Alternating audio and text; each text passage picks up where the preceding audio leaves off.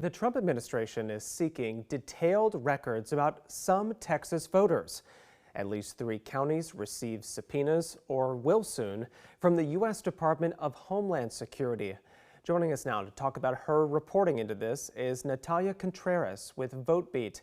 Natalia, welcome back to the show. Thanks for joining us today. Thank you for having me. Let's begin by talking about which counties exactly got these notices from the Trump administration, and is it really clear what information it's seeking from them? Yeah, so the counties that received this, a subpoena or information that they were going to get a subpoena were Brazos County in Central Texas, home to Texas A&M, Montgomery County in East Texas, and Lubbock in West Texas. Okay, and is it clear which information they're hoping to get?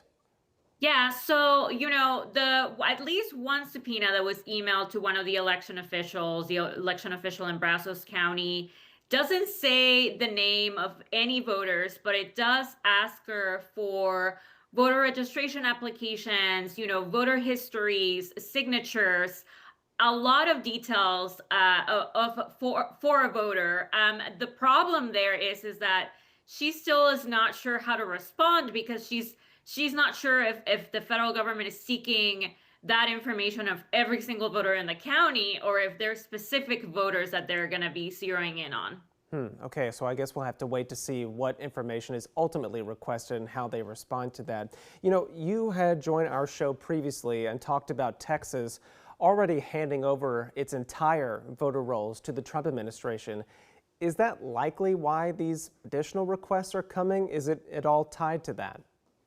It's likely why that has happened, and the reason now, and the probable reason why the federal government is now going to individual counties is because the Secretary of State's office does not have access to someone's PDF of a voter registration application that you filled out and signed. So the federal government is likely trying to figure out whether a person attested to being a U.S. citizen when maybe they're not a citizen. We've reported before that happens, and sometimes people do that in error, or election officials have made errors and they have registered people, as U.S. citizens when they weren't, or when they checked the box that they were not a U.S. citizen. So that, yes, it's very likely that could be the case, and they're seeking very granular information on individual voters. Now, has the Trump administration itself or even state leaders commented about this to you yet? No, the federal government did not respond to my request for comment. We're still trying to get a hold of them. And the Secretary of State's office also declined to comment on this, but they did say that they're aware that, the subpoenas were coming in and that counties were receiving them.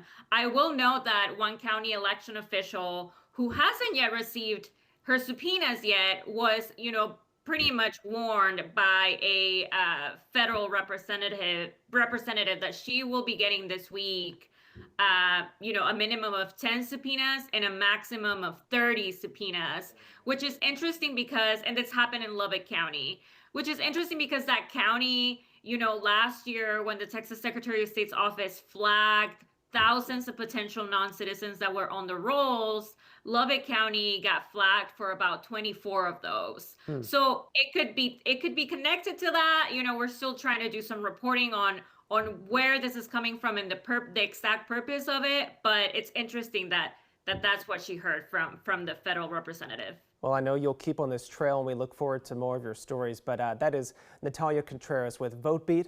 Thanks again for joining us today. Thank you.